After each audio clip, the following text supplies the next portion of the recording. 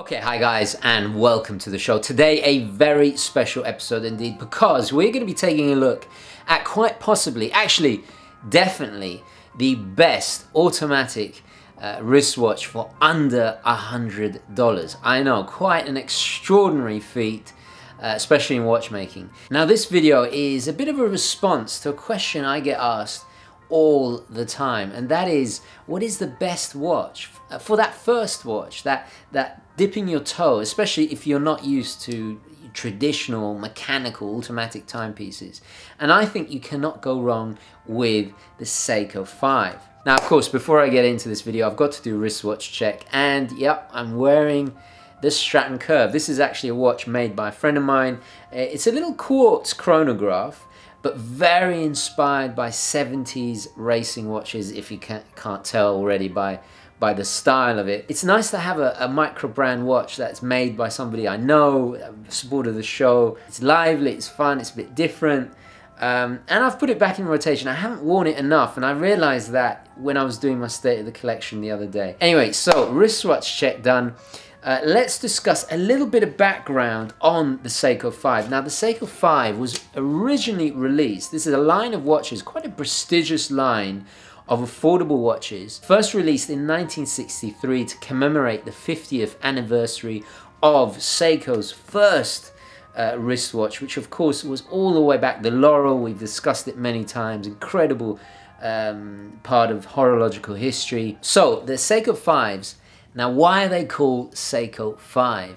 Well, they have 5 key principles. They have to be, firstly, automatic. Second, with the day-date complication. Third, I think it's water resistance. Fourth, what was it? Yes, the recessed crown at the 4 o'clock position. Fifth, they have to be durable. And this was designed to try and inspire a whole new generation of young people into wristwatches. But what is fantastic is that legacy, that tradition has carried on right up until this day, and the innovation has never stopped. As watch nerds or geeks or enthusiasts, however you want to coin it, we're always enthralled by the super high-end Swiss brands that are pushing the very boundaries of what is possible with super horology, complex watchmaking, right? You know, we think of Patek and Vacheron Constantin with those super complicated watchmaking. Well, this is the polar opposite. The idea is almost flipped in the complete reverse. The Seiko I is designed to meet those 5 key parameters of that the name refers to, but at the most affordable level. What happens is a large amount of innovation, and the result is, you know, the people's watch, so to speak, an incredible watch that can last a lifetime for, you know, barely $100. Incredible achievement, and, you know, trust the Japanese to do this. Just phenomenal. So anyway, enough rabbiting on. A little bit of background there. We've discussed Seiko many times. Incredible Japanese company with a long history of watchmaking. But without further ado, let's switch perspectives and have a closer look at what is, in my opinion, the best Seiko I.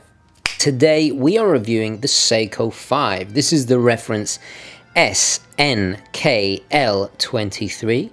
Now, as I'm sure you're well aware, the Seiko I comes in an almost limitless amount of different models, combinations, just, you know, from divers to dress watches to you name it, they have something in the range. It's just an incredibly large range. But I decided to review this one because I think in many ways it encapsulates everything that I love about the Seiko I range, and in my opinion is probably one of the most versatile. The immediate thing you'll notice is I have indeed taken off the bracelet. It comes on this rather Jubilee-esque style bracelet with a little double push button deployment. However, as you can well imagine, with an entry-level piece like this, the construction of this is not the greatest. Guys, we've got to remember, this is a watch well under $100. Well, actually, it retails at about $185. Commonly sold for anywhere, I've seen them sell from about $75 to around the $100 mark. So you cannot expect heaven and earth for that kind of money. Also, it has hollow end links. That's the wonderful thing. This watch is so affordable. You can still splash out on a beautiful strap. And I have actually put it, this is a Spoleto from Coloreb. They are my strap makers of choice from Rome, handmade. It's a family in Rome that make these beautiful leather, luxury quality, vera pelle, as you can see, made in Italy. Just beautiful construction, really thick, substantial. Every strap is different, no two straps are the same, and I think putting a strap like this on a watch immediately makes it just pop. It just brings it to a whole new level. But anyway, we're not here discussing the strap, we're here discussing the watch. Let's quickly get dimensions out the way first, and I must state there are sellotape on the end of the calipers, so don't worry. Now, a lot of people have been saying, well, why don't you buy plastic calipers? But it doesn't have the nice big screen, so you guys can see clearly the measurements. The diameter is just under, a flick under 38 millimeters. We got a thickness of just about 10.5 millimeters, so very nice slenderness there. From lug to lug, we're looking at about 44.5, and lug width is 18, so this is an 18 millimeter strap. So quite a compact, beautiful size. Now, of course, the case is entirely stainless steel. It is a automatic timepiece. Now it has Hardlex mineral crystal, which is Seiko's own proprietary crystal. It's definitely not as scratch resistant as, let's say, sapphire, but it's definite step up in hardness from your typical normal mineral crystal. In fact, actually, I rate Hardlex pretty highly, and I like Hardlex, I've got to say. Now, the first thing you'll notice about this stunning little watch is that dial. Now, as we move it around, you'll see the different textures at play. There's a glossy center section, and around the outside we have a kind of tapestry style section and beautifully applied batons for the hour markers.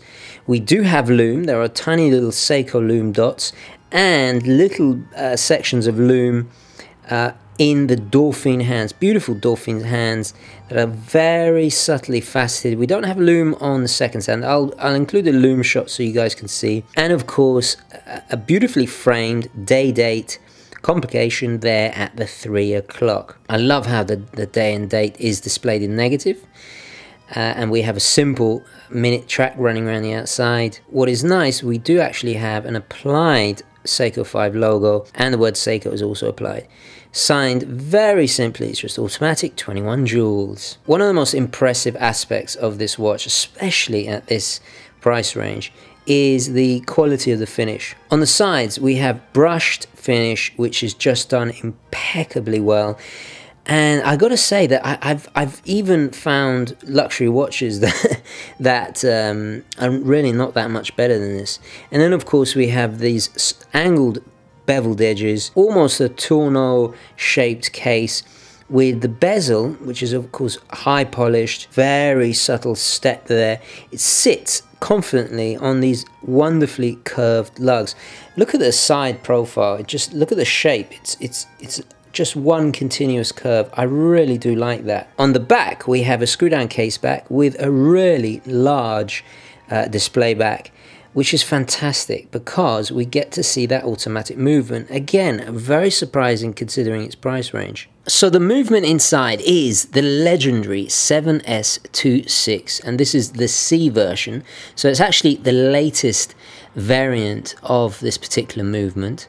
Now, unfortunately, it doesn't have manual wind or hacking, but it's what you'd expect at this kind of price range. But we do have that lovely day-date complication, hour, minutes, and of course seconds. This is a 21 joule movement, operates at 21,600 vibrations an hour, and has a solid power reserve of 40 hours. This particular movement, this 7S26, is, well, it's legendary in Seiko and has been renowned to go for as long as 10 years even without a service. They are just incredible workhorse movements. I've talked about this movement time and time again. I have a huge admiration. Originally it was introduced in 1996 before it finally being kind of superseded by the 4R 3X series. Not the most smoothest of sweeps, but as I've said a million times before, because it operates at a little bit slower vibrations an hour. It has less friction on all the moving parts, and that kind of explains why these tend to go on for so long. What is also quite extraordinary about this movement is that it is, of course, in-house. Seiko make all their movements in-house. We also have anti-magnetic protection, so it's just an all-round, extremely robust and reliable piece of watchmaking. What I love about this more compact size is that you can really see inside the movement. In fact, if we angle it slightly, you can even see, just see it there, you can actually see the stem. Let me just get the pen, the stem there. You know, of course, it's not highly decorated, but if this is your first mechanical timepiece, it's definitely a thing of wonder, and it's a very intriguing thing, especially if you're not used to seeing mechanical timepieces.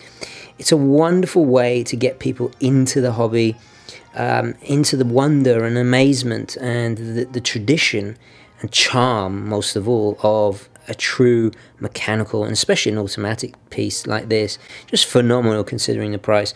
There is even a slight bit of skeletonization on the rotor there. Very nice touch. There's no fancy decoration here, you know, a little bit of brushing there on the surfaces, but it's very utilitarian, and I like that. You know, it's no frills, but that's what this watch is all about. So as stated at the back, we do have a water resistance rating of 30 meters. It's splash proof. You can wash up without worrying, but I wouldn't advise going swimming or anything like that. But the main charm of this piece is definitely in that detailed dial. I love the variation of the hour markers, the one at 12 being slightly thicker, a trapezium shape tapers towards the inner part of the dial, very, very subtle. The crown is positioned at, I would say, about the 3:30, almost 3:45 position. If we pull out the crown, obviously we don't have hacking or manual wind with this caliber of movement, but we do have quick set on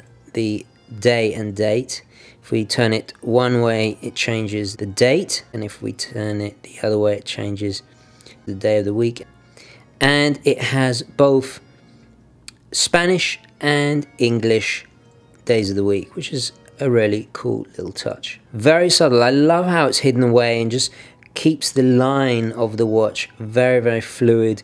And it's twofold, because it prevents it from catching or being uncomfortable, but also aesthetically it just is a lot more pleasing. It keeps the beautiful symmetry of the watch dazzling. I just adore it. It's quite an involved case, and I'm quite impressed by all the different surfaces that are just done beautifully. I mean, the transition, the curve, the sharpness of the edges, especially the edge underneath. It's very impressive considering its price range. Okay, so let's pop it on the wrist and see how it wears.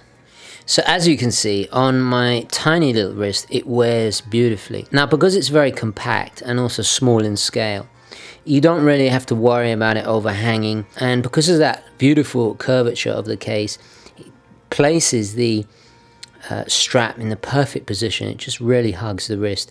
I gotta say, I love this size, and I think it's definitely something that smaller watches do. They make a watch look more sophisticated, a little bit more, less clumsy, and dare I say it, more expensive than they really are. And especially when you've got it on a beautiful luxury handmade Italian strap like this, it just makes it look far more expensive and refined than it actually is. I mean, it's crazy to think. I mean, I paid barely $100 for the strap and the watch together, so very comfortable. And I got to say also, it's quite solid feeling. You do get a little bit of the wobble, to be expected with entry-level movements, of course, but the comfort is definitely assisted. It's a light watch at 62 grams on the strap, and then with the bracelet it comes in at about 115 grams. And I got to be honest, many watches weigh 115 grams without a bracelet, so very light and comfortable. Let's take it back to the studio and summarize the watch. Let's discuss its positives and negatives. Now, without a shadow of a doubt, it adheres to those 5 key principles set out in the manifesto, the Seiko I manifesto that its name refers to.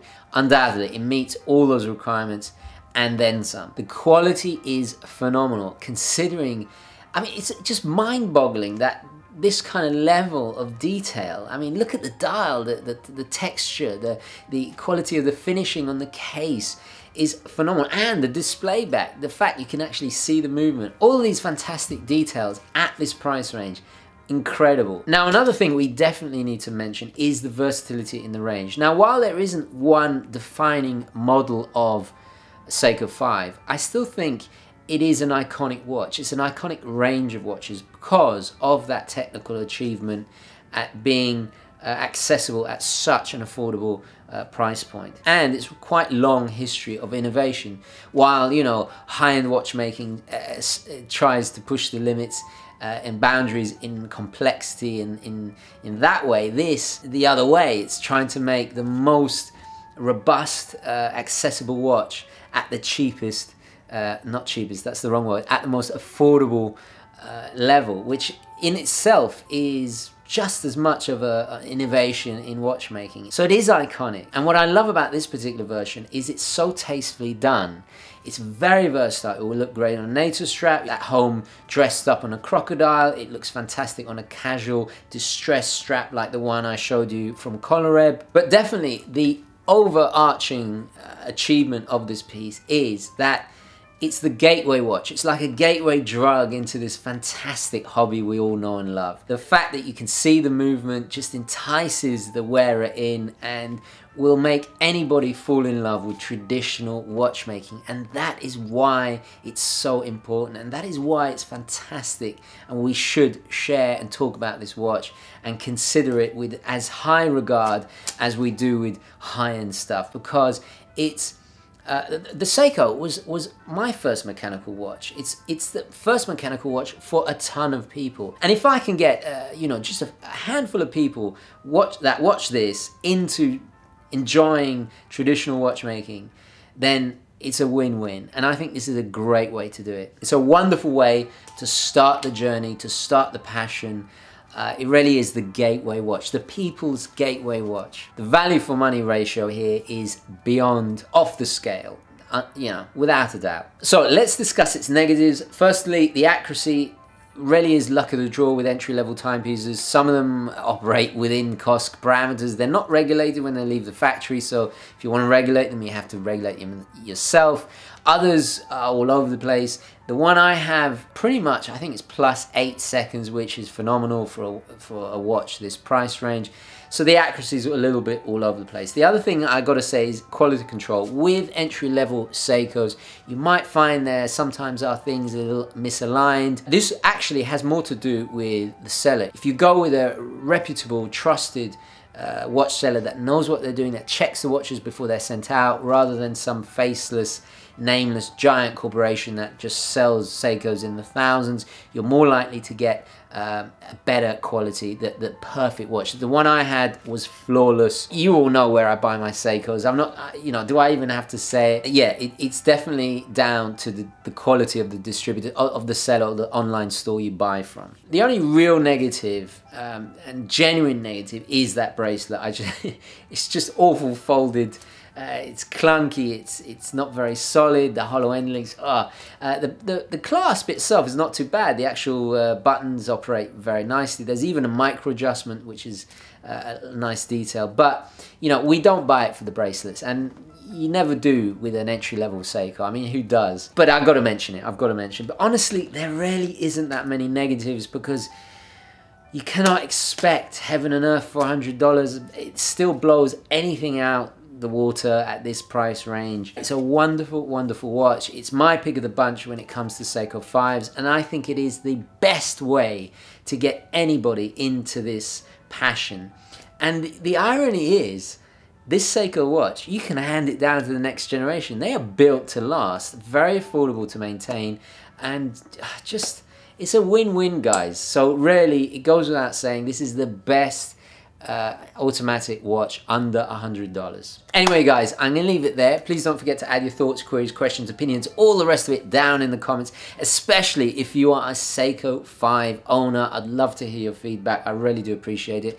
Thank you so much for watching. Please don't forget to like this video if you enjoyed it and found it useful. And as always, guys, I will catch you in the next one. Okay, ciao.